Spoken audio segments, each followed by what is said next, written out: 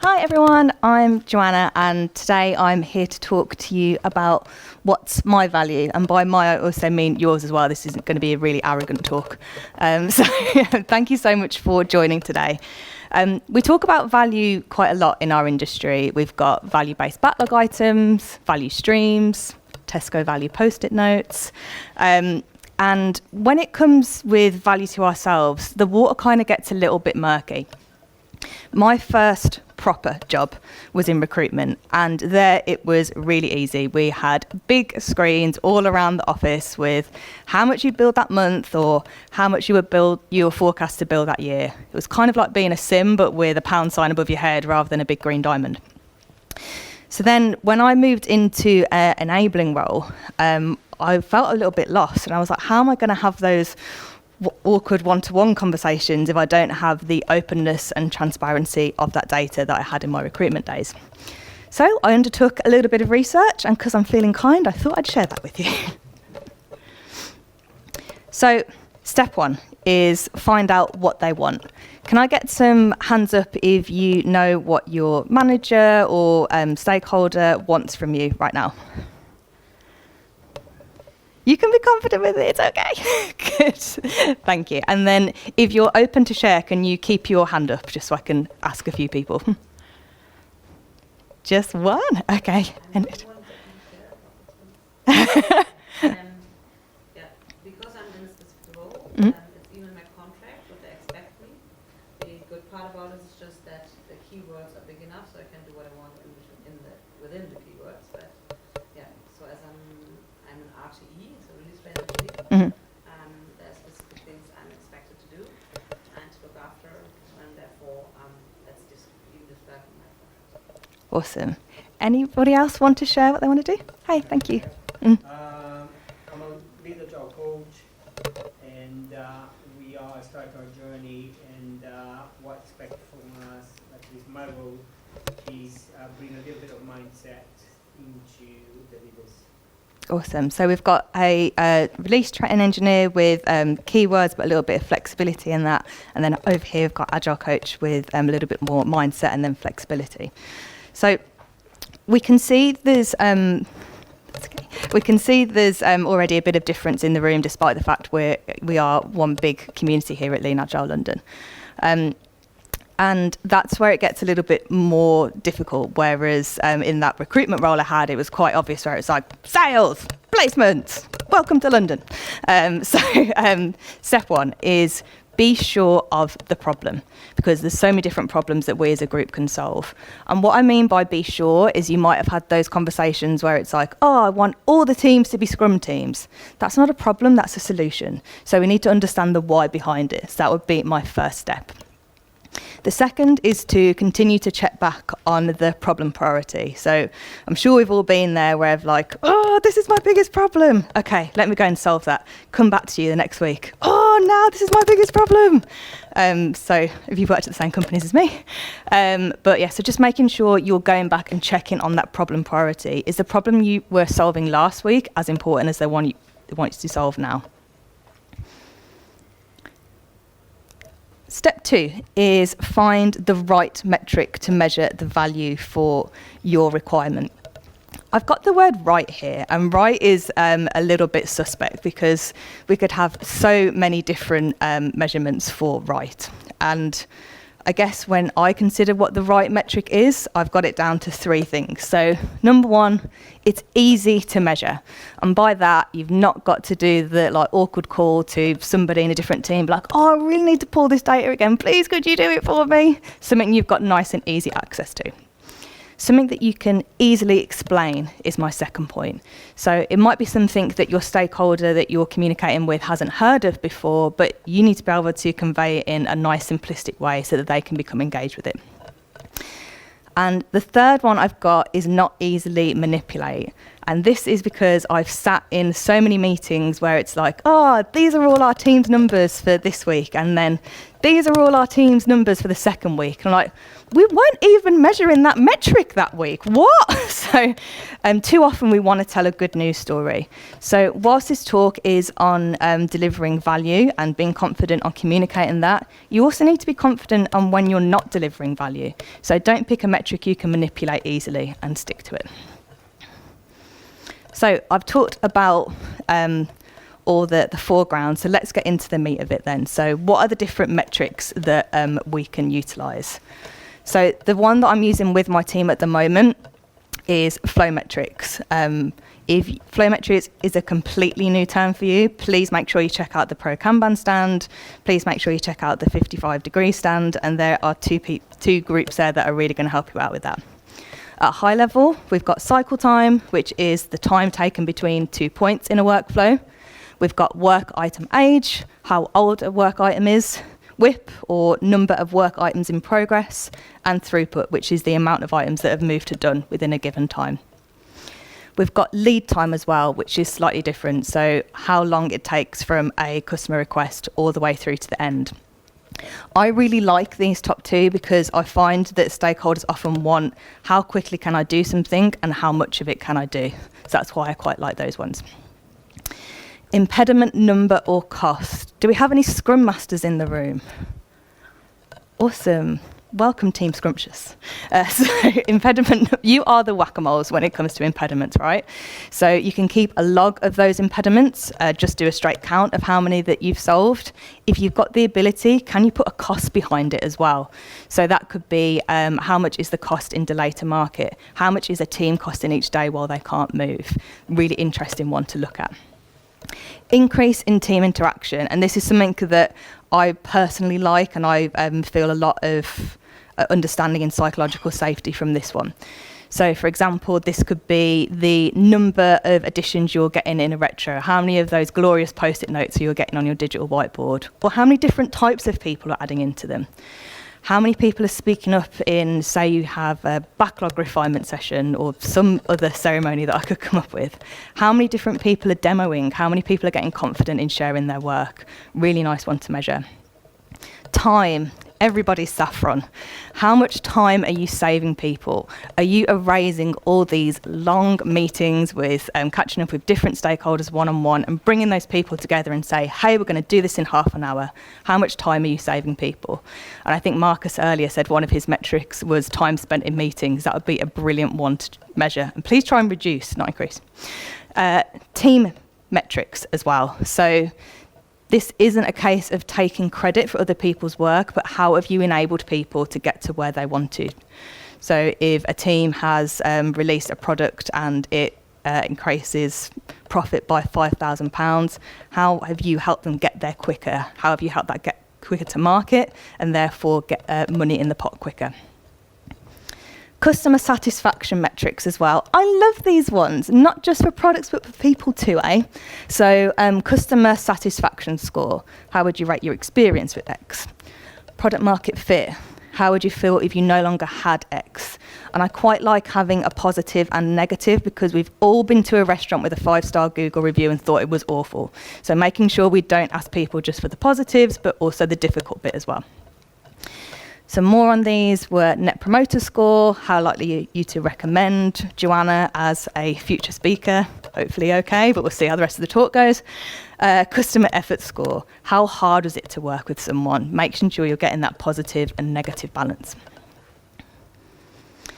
The RAG, or the yes or no, how many people use red, amber, green in their companies? Not a lot. Okay, it's good. I was just generally being nosy about that. That wasn't part of the talk. Thanks.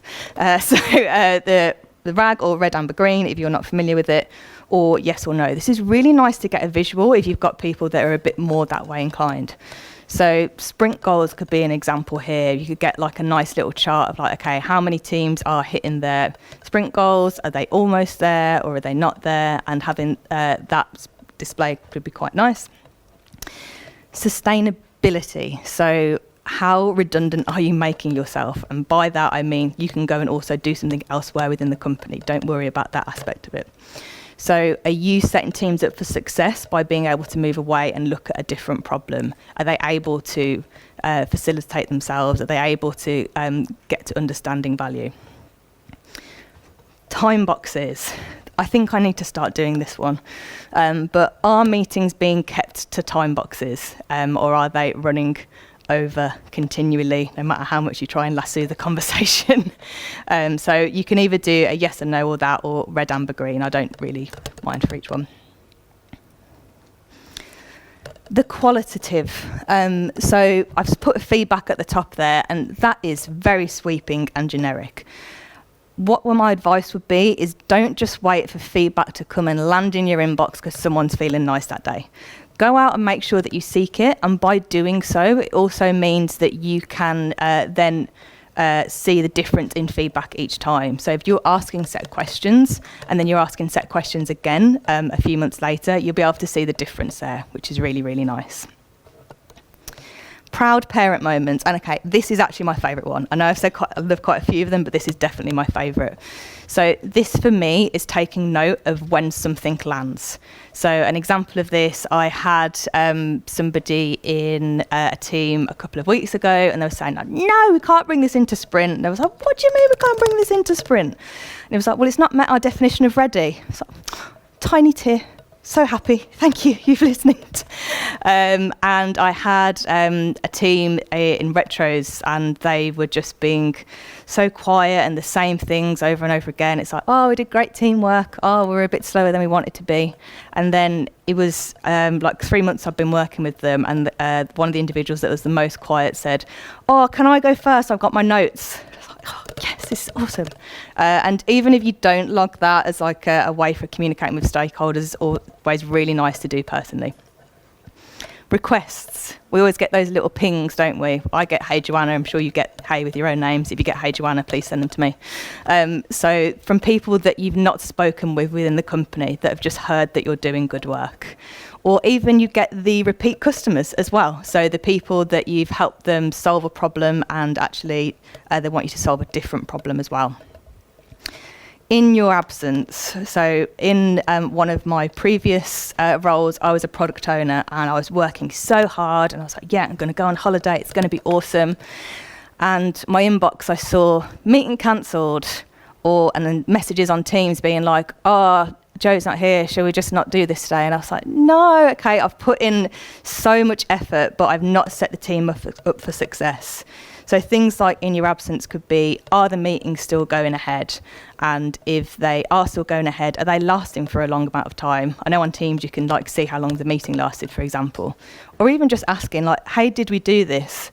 And things like coming back and looking on your Jira board, and you've been on 2 weeks holiday, it's like, nothing's moved. So that's another great way of checking what happens in your absence as well. Coaching tree. So this is how have you enabled others to do your role. So for example, it might be that you were running a session on story mapping, and now that you have taught somebody else to do that, then you have been training them down the coaching tree. So how are you building that within the company? The extra. So a lot of the stuff, I think actually all of the stuff I've mentioned before is stuff that you're probably already doing within your role that you can measure. But what are you doing extra? How are you going above and beyond? So are you attending training sessions? Perhaps you're attending a conference and thinking about the value that you can then bring back to other people. Are you attending webinars? How are you bringing the outside in?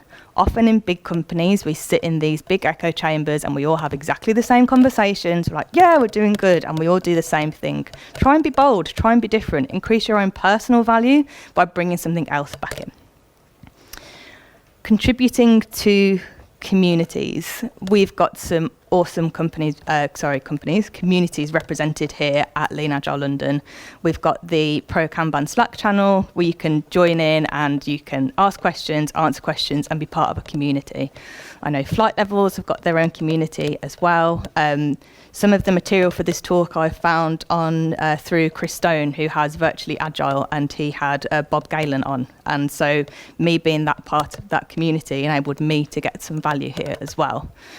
55 Degrees as well, they've got their own community. They are everywhere. Go and look for them and bring the outside in and increase your personal value. Be a little bit different. And trying first elsewhere. So this is probably where I got towards the end of the list and I was like, how weird can I be? So this can literally be, oh, I've got a team that's not that receptive. Can I try something else with, can I try this but with a different team? And if you've even got a team that won't do it, can you go completely elsewhere? And I'll give you an example.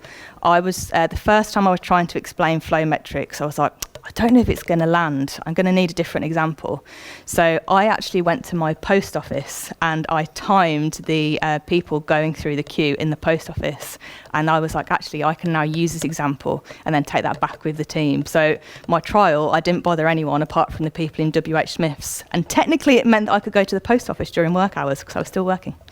So yeah, that's a completely different way of doing it. Okay, and now let's do a little recap. So we've done step 1, we've found out what they want. We've done step 2, we've found the right metric to measure the value for the requirement. Now let's move on to step 3. And step 3 is experiment. And whenever I think of an experiment, I go back to my primary school days, and I remember I was doing an experiment with jelly. Obviously, funds are a little bit tight at the time. And I think about the experiment frame we used then. And the first is, what's the problem? So what's the problem I'm trying to solve? 2, what's my hypothesis? What do I think is going to happen? 3, something that we often forget is how am I going to make sure that this is a fair test? And so often, if you're like me, you'll get overexcited and be like, oh, I'm going to try and change everything at once. No, because we're not going to understand the value of it. Let's try and just change one thing at a time and make sure it's a fair test. And then 4 is how are you going to measure the results? And also, remember that experiments are also a measure. So if we're thinking about, I said it, impediments list earlier, maybe do an experiments list, and these are all the different experiments that I've tried. This is the value that I'm bringing. So I mentioned step 4, which was measuring the results. You can do this in any way that you want. I just mock these up on Google Sheets because I love a visual. So, for example, if you're doing something more quantitative, you might just want to keep a log on how many. So this is my flow metrics one, is I keep a understanding of what sprint, how many issues were committed, the throughput, the cycle time, and the cycle time over a longer period, and then also the maximum width for that sprint as well. If you're doing something that's more red, amber, green vibes, or you want to just do a red and green, if you're yes and no, you can keep that nice and visual. So, for example, this was something that I used for how sustainable are meetings, how many do I think I can step away from. And then if you want to do something more qualitative, Lisa Radkin, she recommends a value diary. So this is literally, what's the date? What happened on that day, and then what value did my role bring? And if you suffer from imposter syndrome, like I certainly have, you're like, oh my God, I don't actually know if I'm doing anything good. This is a really good one to do. So you can go back and check, okay, what do they actually help and deliver?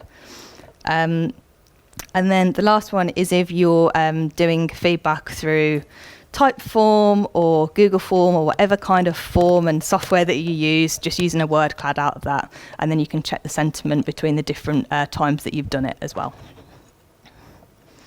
Step 5 is one of the forgotten ones, but shout, share and celebrate. So make sure that you're actually sharing your success. And this is the girl that called her mum and told her that because of the amount that she's been flossing, she only has to go to the dentist once a year. So please make sure, whoever will listen, you share your success, because as soon as you do, you feel better sharing it. And my mum's very proud of me and my teeth.